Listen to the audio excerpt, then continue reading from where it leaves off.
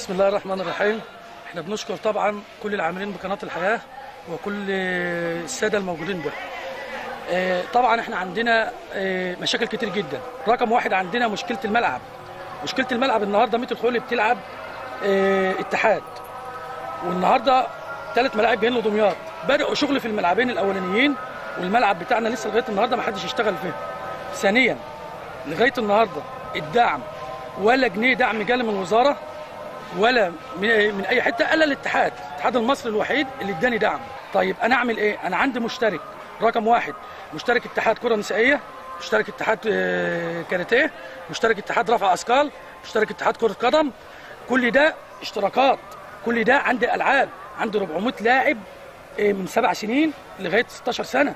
عندي فريق 17 سنه من احسن فريق موجود في الجمهوريه، كسب المقاولين، كسب اول ماتش في الدوري عندنا هنا 8. عندي فرقه 19، بجهز فرقه 19 للموسم الجديد ان شاء الله.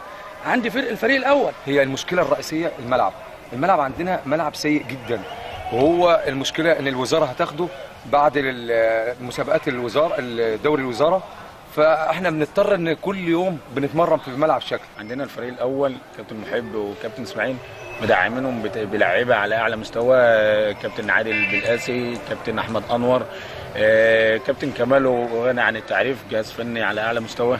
ان شاء الله يقدموا يعني اداء كويس ونصعد السنه دي ان شاء الله. قول لنا اهم المشاكل اللي انتوا بتعانوا منها هنا في مركز شباب فرسكور. اولا اهلا بك استاذ هشام، واهلا بالكابتن سيف زاهر، وانا بشكره على اتاحه الفرصه لمركز شباب فرسكور انه يعرض بعض مشاكله.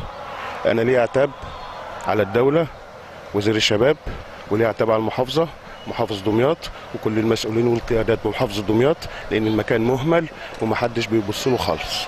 اولا الملعب الكبير اللي اتحسدنا عليه وجاي علينا ضرايب 3000 جنيه في الشهر، ما استلمناهوش لحد دلوقتي وما نعرفش نأجره. الملعب الصغير حضرتك هتصوره وتشوف اتعمل ازاي، وما زلنا لحد الان بعد سنه ونص ما استلمناهوش استلام نهائي.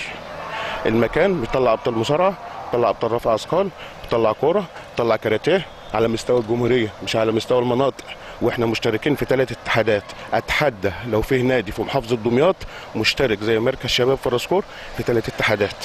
النشاط بتاع كره القدم انتوا بتصرفوا عليه منين؟ بسم الله الرحمن الرحيم. بدايه الكوره عندنا بتخش تكلفتها في السنويه لا يقل عن 300,000 جنيه.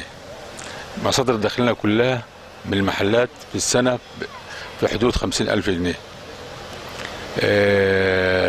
والايجارات الثانيه البسيطه بتعمل لها كمان 20 أو 30، يعني حوالي 80,000 جنيه. بندبر الباقي ده منين بقى؟ دي مشكله كبيره. امنيتنا الوحيده في مركز شباب فرسكور اللي بيخدم 300,000 نسمه، حمام سباحه.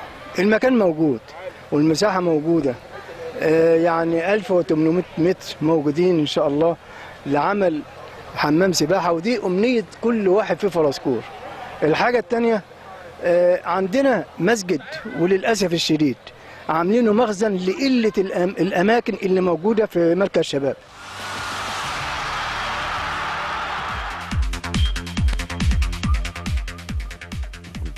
ده برضو كان بعض مشاكل أندية ومراكز شباب دمياط. بشكر طبعا يعني المتألق أستاذ هشام أبو طالب على التقرير الرائع ده، نائب رئيس نادي دمياط. اتمنى ان شاء الله باذن الله ان الوزاره والمحافظين يكون لهم يعني عين على التقرير. احنا عارفين مهندس خالد عبد العزيز دايما بيتابع التقارير دي ودايما بيبشرها، ونتمنى ان شاء الله باذن الله يكون في رد فعل سريع لمشاكل وازمات المسؤولين عن مراكز الشباب والانديه.